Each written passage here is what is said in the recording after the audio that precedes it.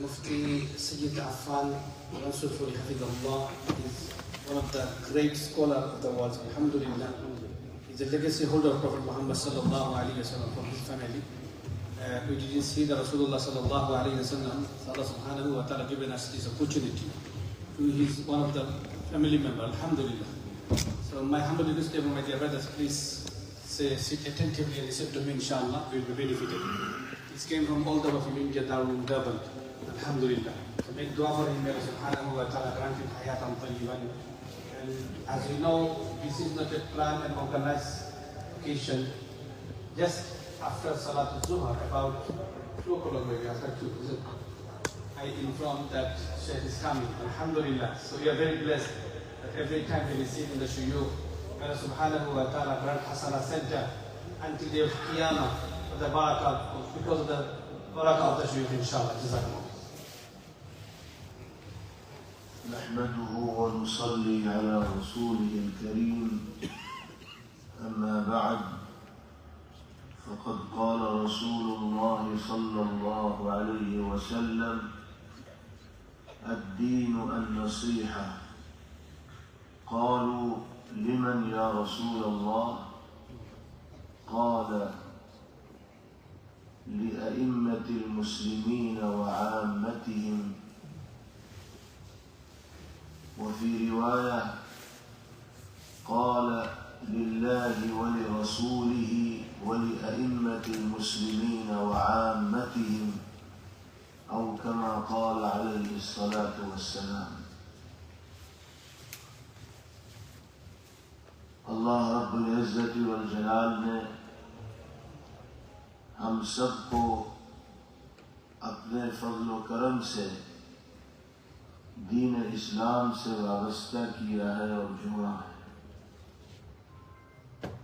ہم اس نعمت کے حاصل ہونے پر اللہ رب العزت والجلال کا جتنا بھی شکر ادا کریں کم ہے، لیکن ہمیں یہ معلوم بھی ہونا چاہیے کہ دین اسلام کا تقاضا کیا ہے. دین اسلام کی تشریح، توضیح اور ترجمانی نبی کریم علیہ الصلاۃ والسلام نے کس انداز میں فرمائی ہے. جب تک ہمیں اس حقیقت کا علم نہیں ہوگا اس وقت تک ہم اپنے مذہبی فریضے کو صحیح طور پر ادا کرنے میں کامیاب نہیں ہوگا. چنانچہ وہ حدیث پاک جو ابھی آپ کے سامنے پیش کی گئی اس میں نبی کریم علیہ الصلاۃ والسلام نے دین کے خلاصے کو اور نچوڑ کو امت کے سامنے پیش فرمایا ہے، اور آپ نے ارشاد فرمایا کہ دین اسلام نام ہے نصح کا، خیر خواہی کا. حضرات صحابہ رضوان اللہ علیہم اجمعین نے سوال کیا کہ یا رسول اللہ کس کے ساتھ خیر خواہی کرنے کا نام دین ہے، کس کے ساتھ نصح کا معاملہ کرنے کا نام دین ہے؟ تو نبی کریم علیہ الصلاۃ والسلام نے ارشاد فرمایا اللہ رب العزت والجلال کے ساتھ، اللہ کے رسول صلی اللہ علیہ وسلم کے ساتھ، ائمہ مسلمین یعنی ذمہ داران کے ساتھ، اور عامۃ المسلمین یعنی عوام کے ساتھ خیر خواہی کا نام دین ہے. نبی کریم علیہ الصلاۃ والسلام کے اس ارشاد گرامی سے ہمیں سمجھنا چاہیے کہ آپ دین کا کیا تقاضا دنیا کے سامنے پیش فرما رہے ہیں اور دین و مذہب کی کن الفاظ کے ذریعے نبی کریم علیہ الصلاۃ والسلام تشریح فرما رہے ہیں. اللہ کے ساتھ خیر خواہی کا مطلب یہ ہے کہ اللہ کے احکامات پر عمل کیا جائے. ہم اللہ کے بندے ہیں تو عبدیت کا اظہار کرتے ہوئے، بندگی کا اظہار کرتے ہوئے فرائض و واجبات پر عمل کیا جائے، اور جن جن چیزوں سے اللہ رب العزت والجلال نے منع فرمایا ہے ان سے بچا جائے۔ یہ اللہ کے ساتھ خیر خواہی کا تقاضا ہے، اور دینی ذمہ داریوں میں سے ہماری اور آپ کی اہم ذمہ داری رسول خدا صلی اللہ علیہ وسلم سے خیر خواہی کا تقاضا یہ ہے کہ پیغمبر علیہ الصلاۃ والسلام کی محبت و عقیدت سے اپنے دل کو آباد رکھا جائے، اپنے ذہن و دماغ کو روشن رکھا جائے، اور نبی کریم علیہ الصلاۃ والسلام کی سنتوں پر عمل کیا جائے۔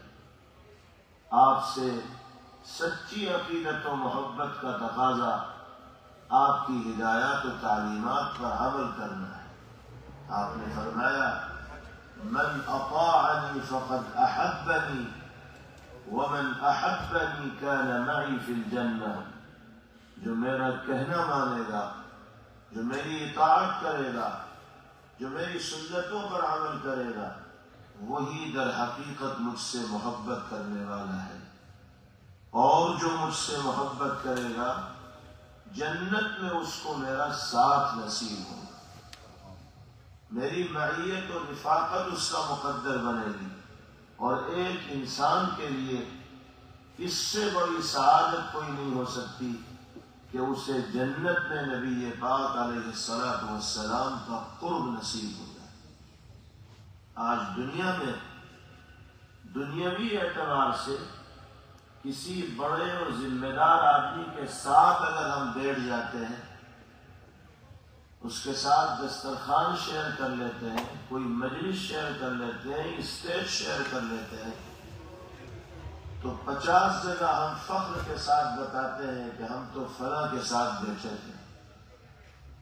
اللہ کے حبیب صلی اللہ علیہ وسلم سے زیادہ رفیع المرتبت اور عالی مقام انسان کون ہو سکتا ہے، اور جنت سے زیادہ بہتر جگہ کون سی ہو سکتی ہے؟ میرے آقا فرما رہے ہیں کہ سنتوں پر اگر عمل کرو گے تو مجھ سے محبت کرنے والے کہلاؤ گے، اور جو مجھ سے محبت کرنے والے ہوں گے اللہ جنت میں ان کو میری رفاقت و معیت نصیب فرمائے۔ اللہ تعالی ہم سب کو اپنے حبیب پاک صلی اللہ علیہ وسلم کی رفاقت کی دولت سے مشرف فرمائے۔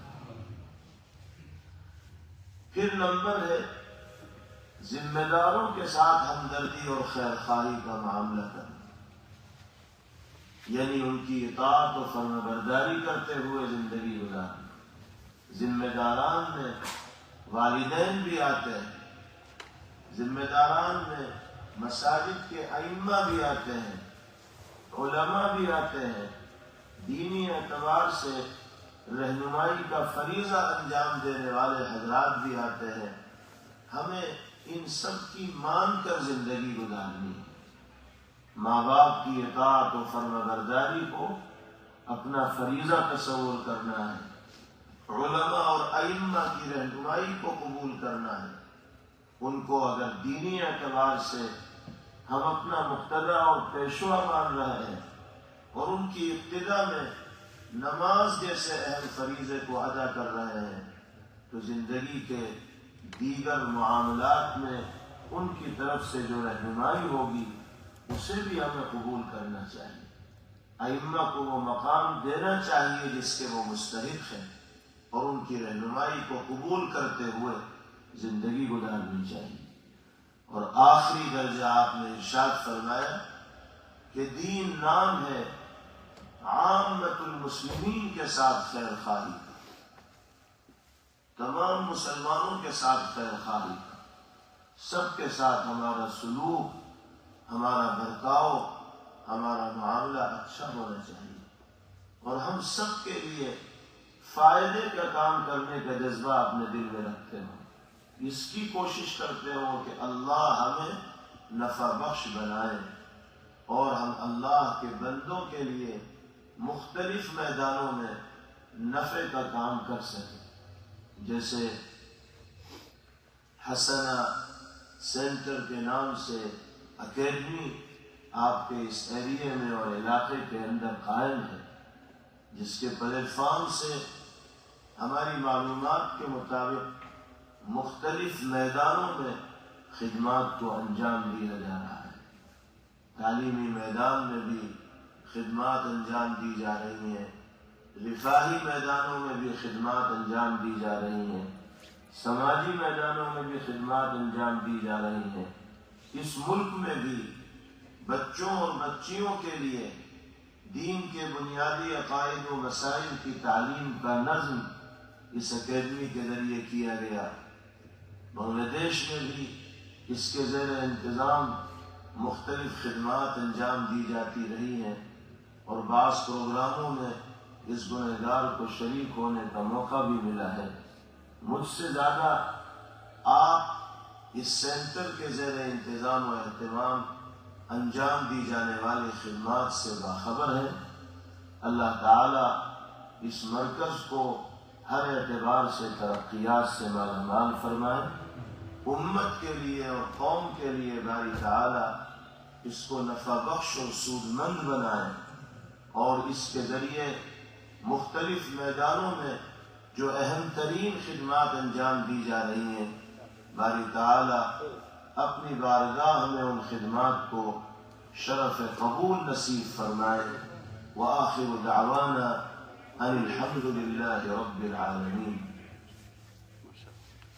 اللهم لك الحمد كله ولك الشكر كله. اللهم لا نحصي ثناء عليك أنت كما أثنيت على نفسك. اللهم صل وسلم وبارك على سيدنا ونبينا ومولانا محمد وعلى آله وصحبه كما تحب وترضى عدد ما تحب وترضى. لا إله إلا الله الحليم الكريم. سبحان الله رب العرش العظيم. لا إله إلا أنت سبحانك إني كنت من الظالمين. یا اللہ ہم سب کے گناہوں کو معاف فرما لیجیے، ہمارے جمع ہونے کو قبول فرما لیجیے، ہم سب کو دینی اور ایمانی تقاضوں پر عمل کرنے کی توفیق مرحمت فرمائیے. ہم میں اور ہمارے متعلقین اور اہل خانہ میں جو بیمار ہوں سب کو شفا عطا فرمائیے. ہم سب کی جائز ضروریات کی تکمیل فرمائیے. سارے عالم کے مسلمانوں کے لیے خیر کے اور بھلائی کے فیصلے فرمائیے. اے اللہ جملہ مرحومین کی مغفرت فرمائیے. حسنہ سینٹر کو اپنی بارگاہ میں قبول فرمائیے، اور اس کی خدمات کے دائرے کو وسیع سے وسیع تر فرمائیے. اللهم ربنا آتنا في الدنيا حسنة وفي الآخرة حسنة وقنا عذاب النار. وصلى الله وسلم وبارك عليه وعلى آله وصحبه أجمعين برحمتك يا أرحم الراحمين والحمد لله رب العالمين.